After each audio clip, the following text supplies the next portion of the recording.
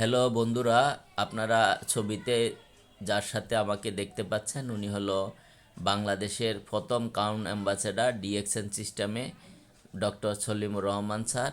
আজকে ঢাকা বারিধারা হেড অফিসে ওনার একটা খুবই সুন্দর ট্রেনিং প্রোগ্রাম ছিল, যেটার মূল বিষয় ছিল হেলথ, ওয়েলথ এবং হ্যাপিনেস। নিয়ামক বলা হচ্ছে যখন আপনি এই হেলথ ইনশিওর করবেন, নিজের হেলথকে ইনশিওর করবেন, এইটাকে আপনি অন্যের সাথে শেয়ার করবেন।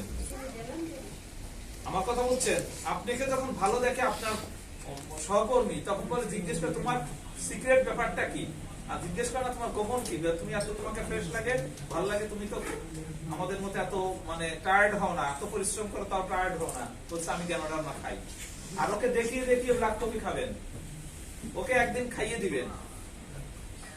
আমি একটা ডোজটা ক্রিয়েশন হবে। যখন আপনি একটা ঘটনা বলি, আমি একটা প্রোগ্রামে গেছি গোয়াতে।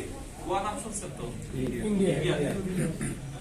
গোয়া হচ্ছে পর্তুগিজের এরিয়া ছিল, ইন্ডিয়া থেকে ডিফারেন্ট ফ্রম ইন্ডিয়া, ইন্ডিয়ার থেকে আলাদা, ইন্ডিয়ার কালচার থেকে শুরু করে স্ট্রাকচার আর কালচার টোটালি আলাদা। আমার ওখানে এক ডাক্তার বন্ধু ওকে আমি কর্ডিসেপস কফি খাওয়াইছি, খেয়েই আমাকে বলতেছে যে what is this, this is different from other coffee. কেন বলছে? তার ঘাম হয়ে গেছে, প্রচুর ঘাম হচ্ছে, এবং শুধু ঘাম হয়ে খুব সে কমফোর্ট বোধ করতেছে। বলছে ঘাম তো হইলো, কিন্তু আমার খুব ভালো লাগছে, ফ্রেশ লাগছে। তাই বললাম তো ইনগ্রেডিয়েন্ট কি এর মধ্যে, তুমি পড়ো। তো কর্ডিসেপস করে করে বলতেছে এটা তো খুব ভালো জিনিস, এটা তুমি কোথা থেকে নাও? ঢাকার থেকে নেই, বাংলাদেশ থেকে নেই। তো ঢাকায় আছে এই জিনিসগুলো? হ্যাঁ আছে। এখন সে ডায়মন্ড।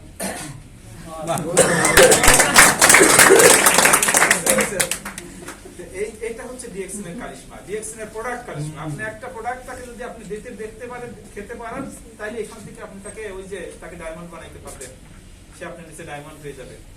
আমার কথা বুঝতে পারছেন? এইটা হচ্ছে যে আপনি সময় মতো কখন এটাকে শেয়ার করবেন, জায়গা মতো শেয়ার করবেন, তা কাজ হয়ে যাবে। জায়গা মতো শেয়ার করবেন। এটা আর একটা ঘটনা ঘটছে, যেমন অগ্রণী ব্যাংকের এক ভদ্রলোক প্রিন্সিপাল অফিসার, উনি আমাদের ব্ল্যাক কফি খেতেন। তো ব্ল্যাক কফি খাওয়ার পরে উনি খুব ভালো বোধ করছেন। তো উনি কি করছেন, ওনার এমডি কে খাওয়াইছেন। অগ্রণী ব্যাংকের এমডি খাইছে। এমডি খাওয়ার পর দিস ইজ ভেরি গুড, তাকে খুব ভালো লাগতেছে। পুরা অগ্রণী ব্যাংকে সে এই 8 দিনের উপর উনিও ডায়মন্ড পেয়ে গেছেন। শুধু অগ্রণী ব্যাংক, অগ্রণী ব্যাংকের ডায়মন্ড এটা, মানে পুরো অগ্রণী ব্যাংকে সবকে ইয়ে খাওয়ায়, ব্ল্যাক কফি খাওয়ায়, পেস্ট ব্যবহার করায়। এটা হচ্ছে কি, আপনি এগুলো করতে পারবেন এবং খুবই খুবই এটা খুবই সম্ভব। তাইলে কি হচ্ছে যে আপনি যখন এটা নিজে সেবন করবেন, নিজের হেলথ ইনশিওর করবেন, দেন এটাকে আপনি শেয়ার করবেন। আর শেয়ার করলে কি হবে, তারা যখন এটা কনজাম্পশন করবে, আপনার ওয়েলথ কি ঠেকাইতে পারবেন? বোনাস কি আটকাইতে পারবেন? ব্যবহার করেন, আটকানো যাবে? আটকানো যাবে না। বোনাস মানে কি? ওয়েলথ। আর যখন হেলথ আর ওয়েলথের কম্বিনেশন হবে, তখন কি রিয়েল হ্যাপিনেস আসবে না? টাকাও আছে, স্বাস্থ্যও ভালো। টাকা আছে, স্বাস্থ্য ভালো না, আমার কক্সবাজার যাইতে ইচ্ছা করতেছে না, বলছে না আমার হাতে ব্যথা, আমি যাব না। আমার কথা বুঝছেন? কিন্তু আপনার শরীর যদি সুস্থ থাকে আর পকেট টাকা থাকে, তো বলেন ফ্লাইটের দাম যাই হোক না কেন, টিকিট বুকিং দাও, যাবো। তাই তো? এটা বলে রিয়েল হ্যাপিনেস। তাই মোটামুটি আমি বোঝানোর চেষ্টা করেছি। আজকে শুক্রবার তো ইনশাআল্লাহ। স্যার আমি এক মিনিট কথা বলতে চাই। অবশ্যই কথা বলবেন।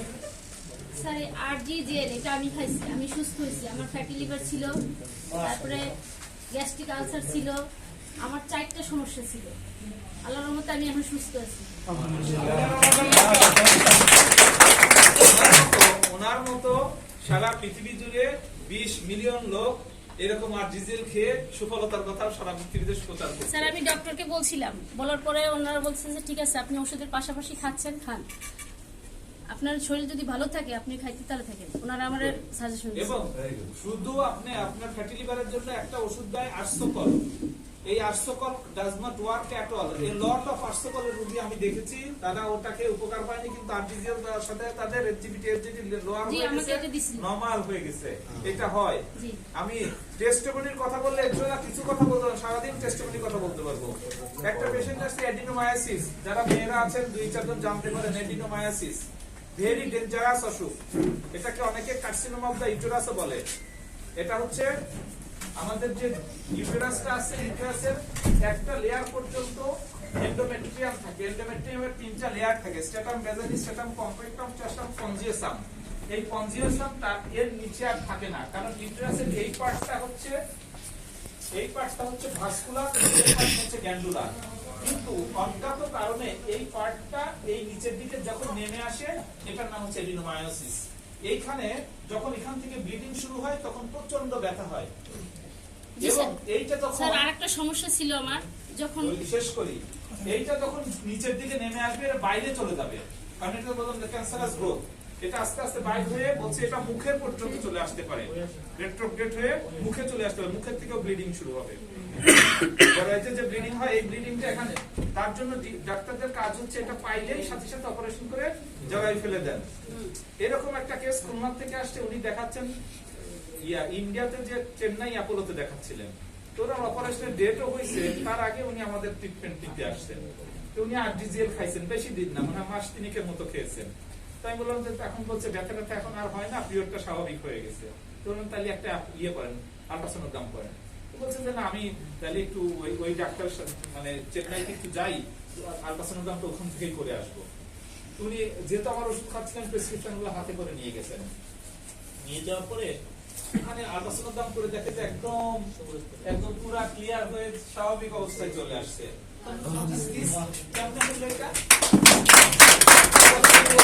প্রেসক্রিপশনটা দিচ্ছেন যে এই ডাক্তারের ওষুধ খাচ্ছি। বললো যে আমাকে যত সময় ধরে দেখতো তার চাইতে বেশি সময় প্রত্যেকটা পণ্য এই আরজিজিএল গুলো উনি লিটারেচার গুলো প্রিন্ট দিয়েছে, প্রিন্ট দিয়ে দিয়ে দাগ দিয়ে দিয়ে পড়তেছে। পড়ার পরে বলতো যে এই জিনিস এরকম কাজ করতে পারে, উনি অবাক হয়ে গেছেন।